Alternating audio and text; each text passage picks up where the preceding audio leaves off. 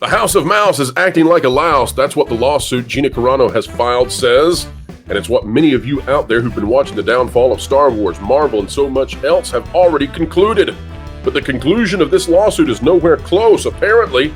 And Gina Carano says she'll be there every single day in the trial. But the big news, folks, she's reaching out to the rest of Hollywood. And the reason why just might surprise you.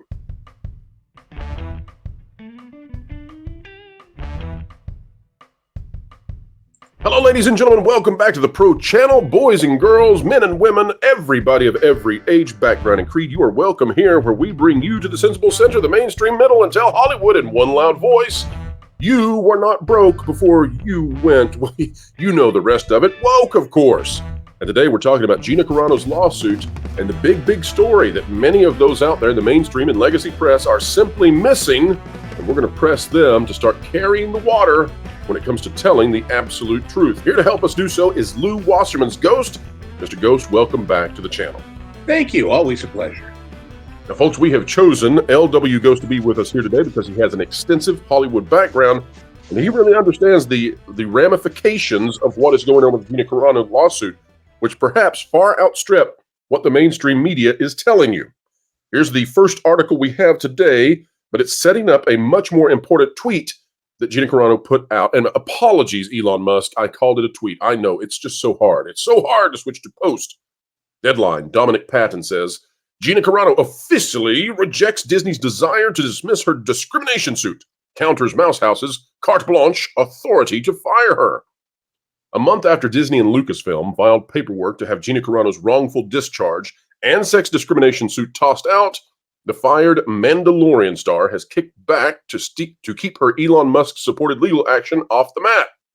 After admitting that they discriminated against Carano for her personal political beliefs and subjected her to disparate treatment from her similarly situated male co-stars, the Walt Disney Company, Lucasfilm, and Huckleberry Industries, which, by the way, Huckleberry was the studio running Mandalorian, assert that the First Amendment to the U.S. Constitution gives them absolute immunity, says the May 9th response to defendant's motion to dismiss from Carano's Cher Jaffe lawyers filed in federal court here in L.A. Defendants are incorrect. That's the response that Gina Carano has given. Now, before we go any further, Lou, I need you to explain to the folks out there, when hiring and firing, especially in the state of California, what is it that makes it difficult for studios to get rid of stars based solely on their political viewpoints? Well, strangely enough, it's the studios and the industry itself that set this up in California law. Some of you may remember that there was this period called the Blacklist when America was trying to be very patriotic and worried about the Cold War and the Russians, and was saying that anybody who had been a member or been friends with people in the Communist Party, which had a lot of adherents, especially during the Spanish Civil War and pre-World War II, and certainly during World War II, we were allies with Stalin, that any of those people were somehow suspect, and that especially if they were in the media, they might be putting evil, awful propaganda into our media, as if that isn't happening today. Anyway, they passed special labor laws in California because that's where the industry was. There were no tax breaks in all these other places and countries, and everything was pretty much centered in Hollywood, and said, you can't just summarily dismiss somebody based on their beliefs, even when you don't quite know what their beliefs are, and it's guilt by association with somebody who was a second cousin or a best friend, and suddenly you've decided they're verboten.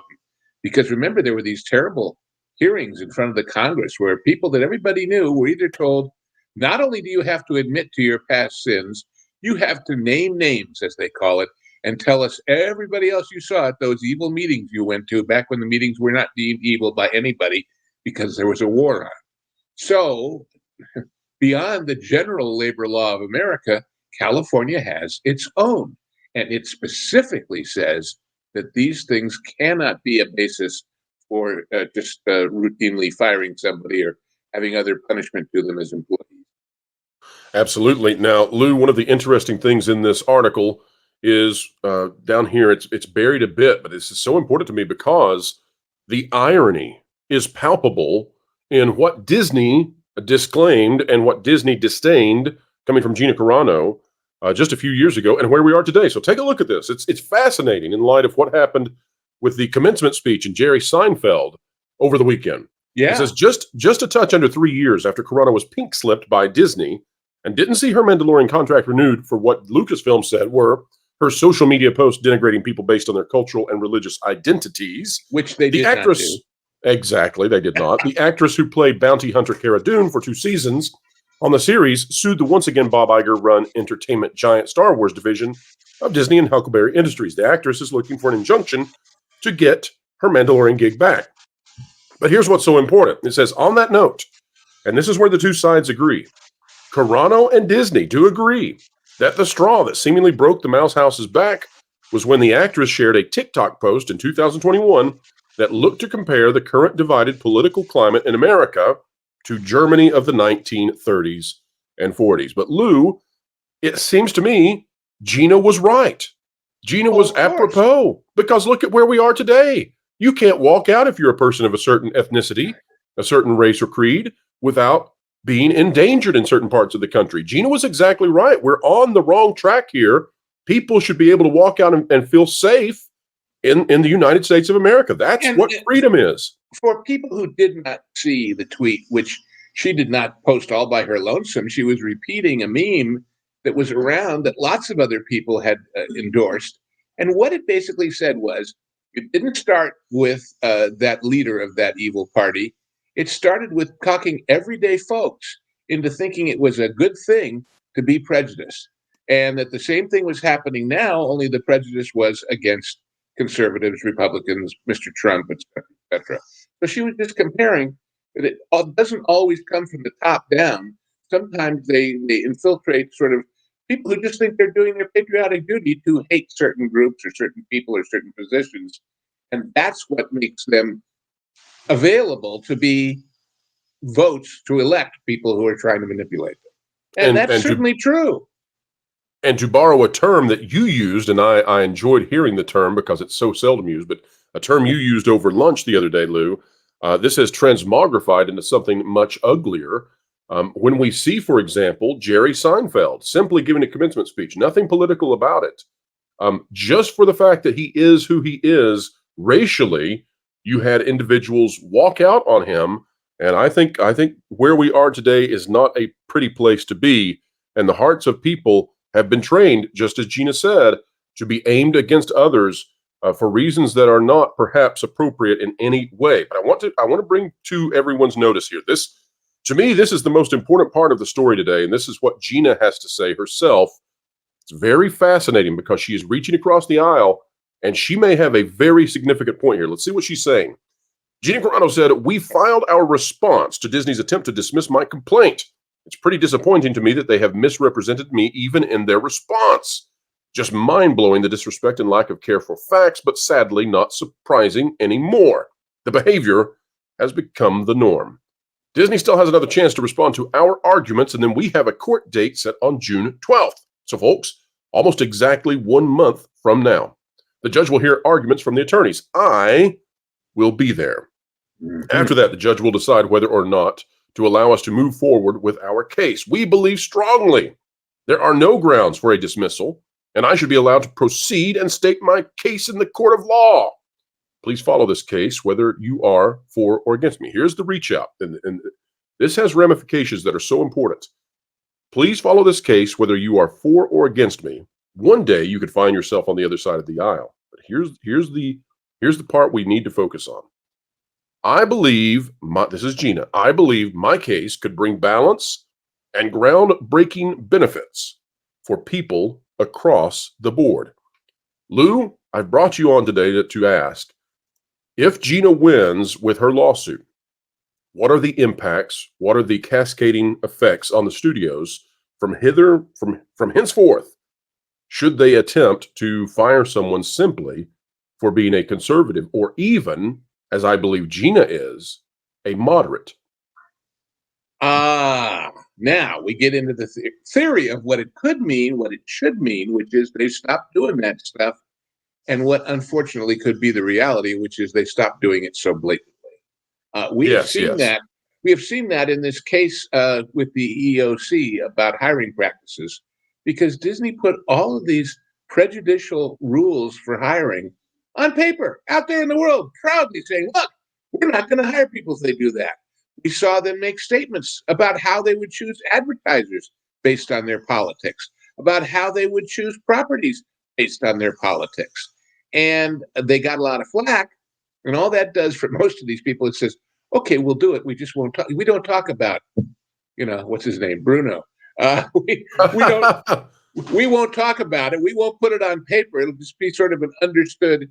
In fact, there is a famous movie with Gregory Peck called Gentleman's Agreement, which is about the prejudice against the same people, my people, in upper class society and business in I guess it was in the 30s or the 40s, to exclude us, where he goes undercover, so to speak, pretending to be Jewish and experiences that prejudice and documents it.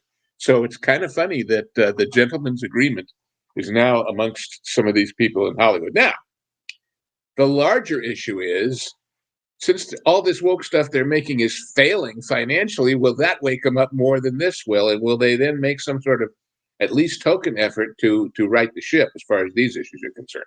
Maybe, but it won't be because of this case, I'm afraid. I'm happy. I don't sense, Lou, I don't sense that Disney has the personnel to make the change. Well, so I think they have such ideological diehards that I don't see how they can right the ship with the people that are there, because I don't think they're willing. I always come back to that joke about how many psychiatrists it takes to change a light bulb. And the answer is only one, but the light bulb has to really want to change. They don't want to change. They think they're swell. They think what they did to her was wonderful. And people who have they revel in it. Oh, they sure do. Because remember, a lot of what they do in these areas is literally what they call virtue signaling. They're not doing it because they think it's going to make a huge actual practical effect. They're doing it, A, to show all their friends, hey, we're all on the same side, and B, most importantly, to dishearten and discourage people that they don't like from even getting in the game. Look at all that stuff in the D-Files about how they said the best way to get rid of all these old fogies that we don't want around because they actually insist on quality and talent over politics is to make them feel so uncomfortable they'll walk. Why fire them if we can get them to quit? So, in fact, you might say, considering the first thing that they got mad at Gina about was none of this big stuff and geopolitical stuff. It was when they said, would you please put your pronouns in your social media accounts? And she said, no. That was enough to start them on the warpath. From there, they went on to much bigger things. And what I do think will certainly change, and it may have long ramifications, when they started this financial effort to harass her and to endanger her and talk their people, or maybe they didn't need talking into, like Leslie Headland and others, to actually contribute to the Let's Get Gina Fund, or whatever they called it to keep it sounding nicer, that suddenly becomes a financial manipulation. And if they're doing it to their employees and they're a public company, it seems to me there could be some financial illegalities involved in that regarding the SEC and the FTC and all those agencies that are supposed to police such things. Now, will they get prosecuted for that? Today? No. A year from now? Maybe so. And in the meanwhile, will that encourage more investors who are already starting to jump ship and already starting to say, you guys have screwed up a lot of other ways? Will that encourage some of them to get out too, or to not be as receptive to entreaties to invest in the future? That could have serious complications. Lou, there's one more point I'd really be interested in your thoughts on this, and that's the PR side for Disney. I don't suspect that overall this is a good look for them. I don't think that the population generally is in favor of Disney based on the polling we've seen. Of course, we did a video yesterday talking about Rasmussen has found that more than 70%, and Rasmussen, by the way, is ranked very well with the various polling rubrics, and so they perform quite well. They're on the positive side of polling. They found 70% of Americans don't want Disney to be involved in woke anymore. It's not lost on me that June 4th, so just 8 days before the Gina Carano lawsuit goes to court, just 8 days before that, The Acolyte is going to premiere on Disney Plus. And The Acolyte, of course, has the showrunner, Leslie Headland, who we have been told in the lawsuit was financially part of trying to take down Gina Yep. Carano. So you have this very interesting situation, but perhaps more importantly, as Mark Hamill is cryptically tweeting that we believe he's going to be in the Mandalorian movie, you've got the Mandalorian movie in the next few weeks going into actual production with the cameras and everything, not just table reads, not just fittings. And you're going to have the Mandalorian movie for the next few years, needing to build steam, needing to get people back. It's the first Star Wars movie going back to theaters. It's going to be very ugly for Disney if prior to that, their once darling Mandalorian star, who was going to get her own TV series at one point, is filing lawsuit against them and winning in the court of public opinion. So I'm curious, Lou, do you think Disney would have been better served to just settle with her and get out of this? Well, I understand they want to dismiss, but then after that, maybe they just need to do whatever it takes. I don't know that she's going to accept a settlement. I don't know. I agree. Yes. I just don't believe it. I don't think she or Musk and his attorneys are in this to, get paid off to go away. I just don't. And frankly, although under the law, that's what she's got to be suing for.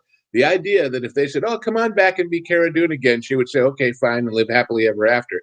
I don't see that ever happening. That just can't happen. No. But what you're talking about public awareness and PR, it's been a really interesting thing to me as all of these various bombshells about Disney have come out. How many people have been living in ignorance, you might say, of all the ones that have come before? As a comparison, when the Dylan Mulvaney thing hit about Bud Light, it seemed like overnight the whole world knew about it, acted on it, and they've been suffering ever since.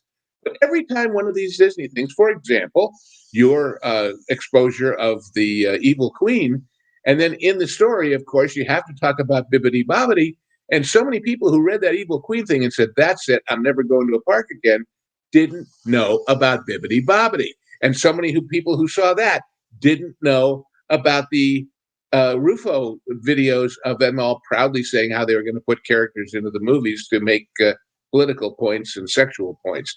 In other words, this thing has been a slow roll of awareness for audience. Maybe because Disney's audience potentially and previously is so huge. But, people are living their lives. They're going to work and they're taking care of their kids and they're doing their thing. And then one of these stories breaks and it's, "Oh my God, I had no idea." Just like most people had no idea what a big chunk of their cable bundle was going to ESPN, or even that ESPN was owned by Disney. People are waking up in groups, in cadres, in echelons. And this might be one that suddenly a lot of people say, "It did what? I didn't think Disney would do something like that." And then they find out, "Oh, but they've been doing it for years. And here's all the other instances." And as this stuff compounds, and as the awareness grows, and the resolve that we're seeing with a lot of people saying, "That's it, I'm done, goodbye," this could be the straw that breaks the camel's back. You never know. And if this isn't, the next one will be. And there'll be a next one. Because they're dedicated to what they're doing. Indeed, they are. It seems to have wiped out yet again about 9% of their stock value, huge amounts, billions of dollars worth of company value in just the last week or so since their earnings report, where once again, investors were told, "Hey, by the way, people still aren't watching our stuff." And it seems like Wall Street is beginning to coalesce around Main Street. Perhaps it's time for Disney to make nice with those who disagree with them. And there's more to that also. And I've been saying for quite a while about the stock and the whole Peltz thing and everything else. These people, whether they are financial analysts or whether they are financial quote unquote journalists on TV, or whether they are brokerages and local guys that you go to and sit down and make your investment choices with, which to put in the usual disclaimer, we're not telling you how to invest here. That's not our job. But all of these people, in addition to any opinion they may or may not have about Disney, either as a social, attitudinal, political entity or as an investment, they have their own credibility on the line. They have their own value, not just about if their client is buying Disney stock from them or not, but if they're buying any stock from them or not. Because if these things keep getting exposed and it keeps driving it down, at certain points, some of these major entities have got to step away and say, "You know what? For our own viability and credibility's sake, we have to admit to you, we were wrong, we're getting out. And it's kind of what CalPERS did, which was uh, speaking as somebody who, through a relative, is a beneficiary of the CalPERS pension system. It was a happy moment for me that they figured it out. But again, they've got thousands of investments in thousands of companies. And the people on TV tout and dismiss thousands of companies every year. If they're not being believed or listened to because they gave people a bum steer on Disney, it's about more than Disney. It's about their own standing and their own viability in the industry.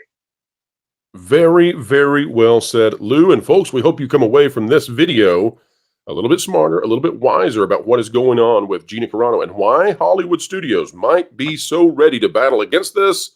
It's because it has ramifications, and Gina knows this, ramifications that will impact the industry should she win. Conservatives and moderates might not be under the battle, under the thumb of the mouse anymore. Or at least, as Lou suggests, and I tend to agree with him, at least not so forthrightly. I also want to be very... Go ahead, Lou. One more thing is this. I guarantee you, because these guys watch each other like a hawk, that all the people leading all the various studios and TV networks and what have you are very aware of this and watching it very closely.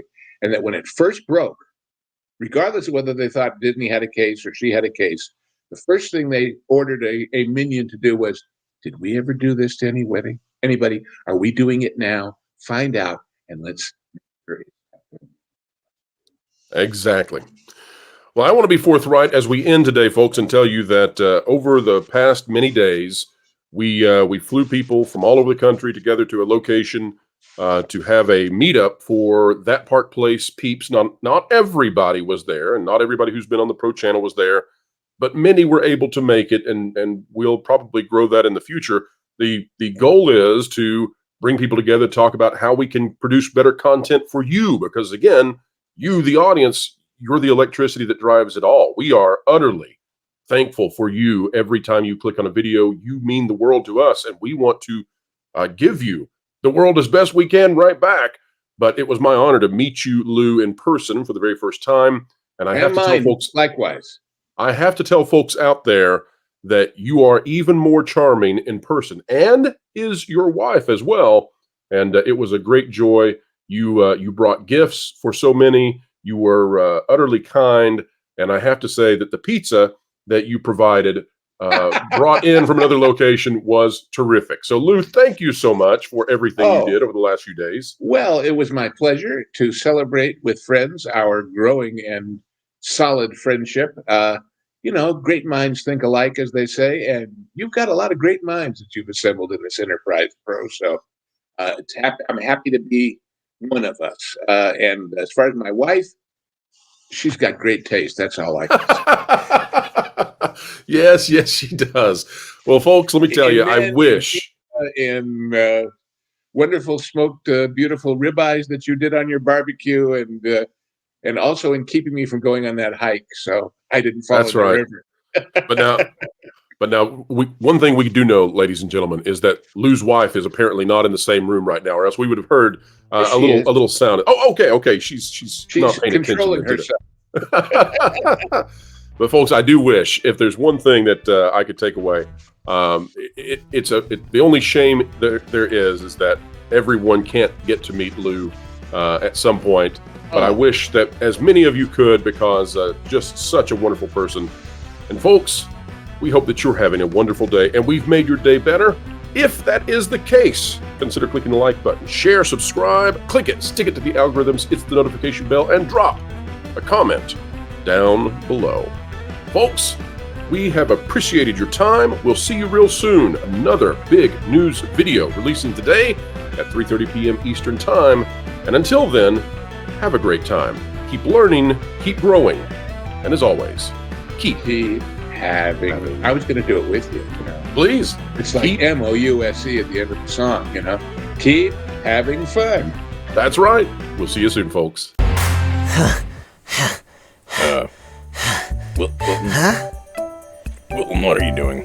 Well, I was feeling really behind and uneducated on all the happenings in the entertainment world. So, I was trying to work out a solution, specifically around 12 p.m. Eastern Time. And, well, this is what I came to. That's not what that means. Oh. But, why wouldn't you just watch Midnight's Edge on Mondays, Wednesdays, and Fridays? And on Tuesdays, on WDW Pro's channel, you got the Pro Show, and on Thursdays, you got That Park Place with Jonas and Vash. Jonas? That guy sucks. Well, feel free to jump in the chat and remind him of that regularly. I won't feel free. I am free, baby. But I think you forgot something important. What's that? On Wednesday nights at 9 p.m. Eastern Time, there's something really special that happens on Florals from Under a Rock. Ah, right. Under a Rock, where we don't simply talk about entertainment, we actually try to be the entertainment. Which, I mean, Floral, you're actually kind of dragging the show down, you know what I mean? Well, theoretically, you and everyone else knows now what's happening at 12 Eastern Time throughout the week. Yep.